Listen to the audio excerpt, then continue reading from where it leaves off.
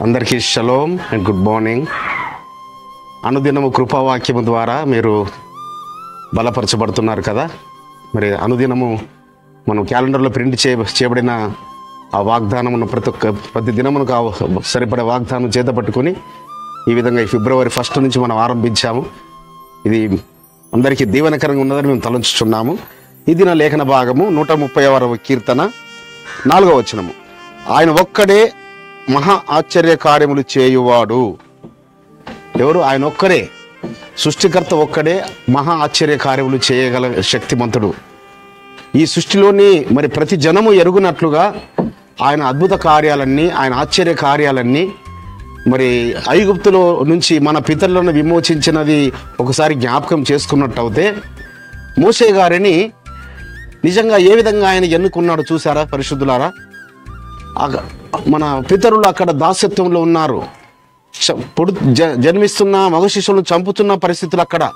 కానీ పరలోకపు తండ్రి ఒక ఉన్నతమైన ప్రణాళిక కలిగి మోషే గారి ద్వారా మరి 7వ నెలలో జన్మించిన బాబు 3 నెలల వరకు ఆయన అసలు నోటి మాట ద్వారా ఆయన మరి ఏమి ఏడవకుండా ఉన్నాడట.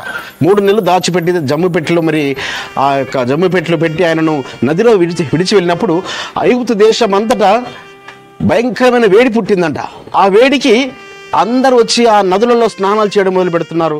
అక్కడ మరి ఆ యొక్క జమ్ము పెట్టెలో పెట్టబడిన ఆ బాక్స్లో ఉన్న మోషే గారి యొక్క ఆ బాక్సును ఆ ఫరో కుమార్కి కనబడము, ఆమె రాకుమారుడిగా అతన్ని పెంచుకోవడము, మళ్ళీ తల్లి కూడా ఎవరు? తన సంత తల్లి ద్వారా. ఎందుకంటే ఐగుప్తు స్త్రీల యొక్క పాలు తాగలేదట ఆ బాబు. చూడండి, ఎంత 3 నెలల బాబు.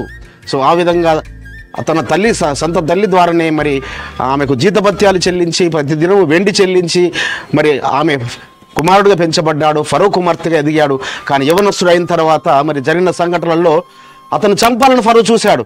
కానీ అతని రూపంలోనే మరి సైనికుడిని అతని రూపంలో కనిపించి ఆ ఫరో ఆ సైనికుని యొక్క కత్తి తీసుకొని అతన్ని చంపాడు. అతను మోషేను చంపాలనుకున్నాడు. కానీ మోషేను పరమ తండ్రి సరిహద్దులు దాటించి మరి ఒక ఉన్నతమైన వ్యక్తిగా సిద్ధపరిచి మళ్ళీ ఇజ్రాయెల్ను విడిపించడానికి కొరకు మోషే గారు నడిపించాడు. ఎంత ఆశ్చర్య కార్యాలు చూడండి ఆయనవి. సో ఆ విధంగా మోషే ద్వారా ఐగుప్తు నుంచి ఇజ్రాయెల్ విడిపించాడు. అదేవిధంగా మన జీవితాలలో కూడా మనల్ని కూడా మన శ్రమల్లో, మన బాధల్లో, ఈ లోకంలో ఐగుప్తు నుంచి మనం విడిపించగల శక్తిమంతుడు మనకు తోడుగా ఉన్నాడు. అట్టి కృప ఆయన మనందరికీ అనుగ్రహించును గాక. ప్రార్థించుకుందాం. పరిశుద్ధుడైన తండ్రి, మీరు మహా ఆశ్చర్య కార్యములు చేయగలిగే శక్తిమంతులు మా జీవితాలలో కూడా తండ్రి, అలనాడు మోషే గారి జీవితంలో చేసినట్టుగా, ఇజ్రాయేలీయులు చేసినట్టుగా మా జీవితంలో చేయగల శక్తిమంతులని మీకు స్తోత్రములు చెల్లిస్తూ నజరేయుడైన యేషువ నామమున స్తుతించి వేడుకుంటున్నాము పరమ తండ్రి.